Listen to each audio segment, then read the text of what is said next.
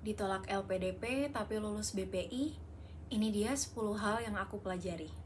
Halo, Nanda. Saya adalah penerima Beasiswa Pendidikan Indonesia tahun 2023 dengan program Beasiswa Pelaku Budaya S2 Luar Negeri. Astungkara, saya akan memulai pendidikan ke negara tujuan bulan Agustus ini. Mohon doanya semoga semuanya lancar ya. Saya lolos Beasiswa Pendidikan Indonesia dalam 1 kali percobaan, tetapi sebelumnya saya pernah daftar LPDP dan berhasil sampai tahap wawancara tapi belum berjodoh. Patah hati. Sangat patah hati. Dan dari pengalaman itu, ada 10 hal yang saya pelajari. Yang pertama, saya jadi lebih tahu program beasiswa mana yang lebih cocok untuk saya dan yang mempunyai peluang lebih tinggi untuk saya bisa diterima. Beasiswa Pendidikan Indonesia berada di bawah naungan LPDP. Bedanya, beasiswa LPDP adalah beasiswa umum, sedangkan BPI hanya teruntuk golongan tertentu. Dan salah satunya adalah program Pelaku Budaya. Karena background saya adalah seni pertunjukan, jadi peluang saya untuk bisa diterima di Beasiswa Pendidikan Indonesia ini lebih besar ketimbang LPDP. Jadi pastikan kalian paham betul dengan program beasiswa yang kalian tuju, khususnya BPI. Dan semua informasinya sudah tersedia di website BPI. Baca! Yang kedua, punya LOA adalah golden ticket kalian. BPI tidak ada tes skolastik, which make it better. Tapi, salah satu syarat administrasinya adalah menyertakan Letter of Acceptance atau LOA dari kampus tujuan. Tes skolastik itu adalah tahapan kedua dari LPDP. Pada dasarnya itu adalah tes kemampuan calon awardee melalui soal-soal. Nah, LOA atau Letter of Acceptance ini adalah surat resmi dari kampus yang menyatakan seseorang telah diterima sebagai mahasiswanya di perguruan tinggi tersebut. Artinya, kalian harus daftar dulu ke kampus tujuan, baru bisa mendaftar BPI. Dan artinya juga kalian harus lulus dulu, harus diterima dulu di kampus tujuan, baru bisa daftar BPI. Pengalaman saya waktu daftar LPDP kemarin, itu tanpa LOA, jadi saya harus melewati tes skolastik. Dan untuk saya pribadi, tes skolastik itu lumayan stressful.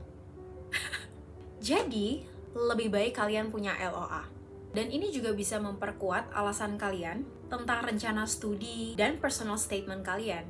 And that's bring us to point number 3. Persiapkan berkas administrasi jauh-jauh hari. Biasanya durasi pendaftaran beasiswa itu 1 bulan lamanya. Untuk mempersiapkan semua administrasi beasiswa, saya pribadi membutuhkan waktu kurang lebih 6 bulan. Beberapa berkas yang memakan waktu itu adalah sertifikat bahasa. Kebetulan saya IELTS, belum preparationnya, terus juga jadwal IELTS itu nggak bisa besok, dan juga menyusun esai atau personal statement. Kalau yang satu ini kasusnya berat. Untuk nyusun personal statement sendiri, saya butuh kurang lebih setengah tahun agar bisa sempurna. Pengalaman saya untuk esai BPI ini adalah memang hibahan dari esai saya sebelumnya yang untuk mendaftar LPDP. Jadi esai ini saya matangkan kembali gitu. Jadi emang kesalahan saya waktu LPDP, saya membuat esainya tuh agak sedikit terburu-buru karena saya sangat suka procrastinating, and that's not good. And trust me, esai yang kuat dan matang itu akan mempermudah kalian saat tahap wawancara. Dan kita menuju ke nomor 4. Kuasai di luar kepala tentang esai dan rencana studi kalian. I know, kalian pasti membuat esai dan rencana studi sendiri gitu, nggak dibuatin, of course, nggak boleh. Tapi pengalaman saya pribadi, walaupun esai saya dan rencana studi itu saya yang buat sendiri, tetapi saya tetap harus membaca ulang apa yang saya tulis agar saya tidak miss poin-poinnya. Jadi memang harus dikuasai di luar kepala, sama kayak kalian latihan skripsi. Esai atau personal statement itu menceritakan tentang diri kita masing-masing. Jadi setiap esai itu pasti punya poin plus atau nilai uniknya tersendiri. Kalau kalian nggak pede, bisa minta tolong orang lain untuk proofread atau revisiin. Kesalahan saya terkait esai pada tahap wawancara LPDP kemarin adalah saya memang merasa bahwa esai saya kurang kuat. Karena tujuan kampus saya masih ragu-ragu, walaupun saya memang memilih 3 atau 2 kampus pada saat itu. Di pikiran saya cuma, yang penting harus keterima aja deh dulu beasiswanya. And it's not enough. Kalian harus yakin, paham, dan harus terstruktur. Yakin bahwa kalian layak mendapatkan beasiswa tersebut, paham dengan tujuan kalian apa nantinya ketika kalian sudah menerima beasiswa. Jadi bukan hanya storytelling, tetapi penjelasannya harus terstruktur secara verbal maupun non-verbal. Yang kelima, cari info detail tentang kampus tujuan dan usahakan untuk stay contact with them. Saya bersyukur banget kampus tujuan saya benar-benar responsif. Singkat cerita, saya adalah mahasiswa deferment yang seharusnya saya masuk 2023, tetapi saya memohon untuk di-defer ke tahun 2024 karena pada saat itu saya tidak lolos beasiswa LPDP. Saya bersyukur banget kampus saya membolehkan saya untuk deferment. Itu I will tell that on another story, okay?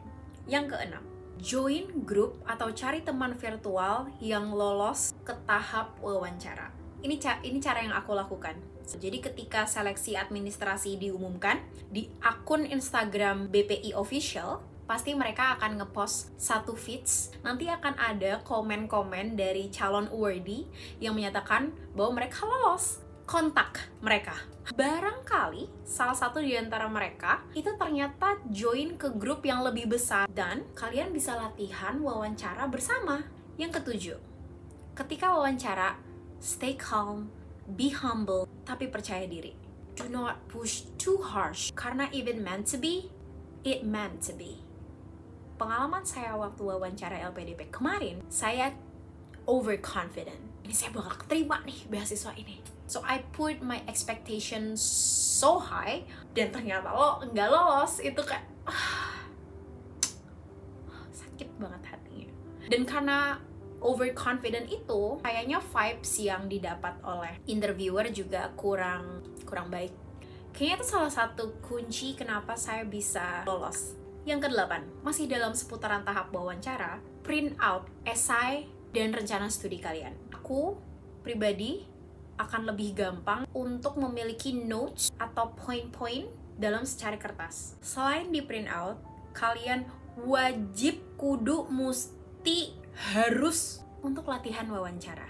Ketika kalian merasa kalian sudah menguasai esai terus kalian tidak mau untuk latihan wawancara, jangan sombong. Ketika kalian sudah face to face dengan interviewer, itu bisa hilang semuanya. Yang kesembilan, minta doa restu. Saya mengakui waktu wawancara LPDP itu saya pengennya tuh kasih surprise sama orang tua saya.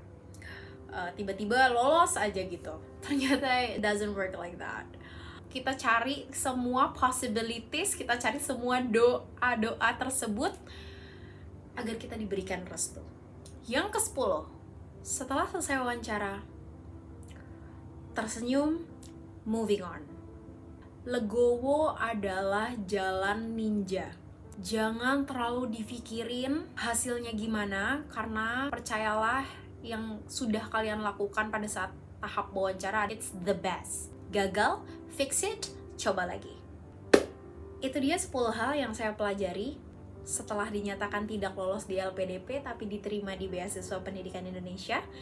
Semoga itu membantu.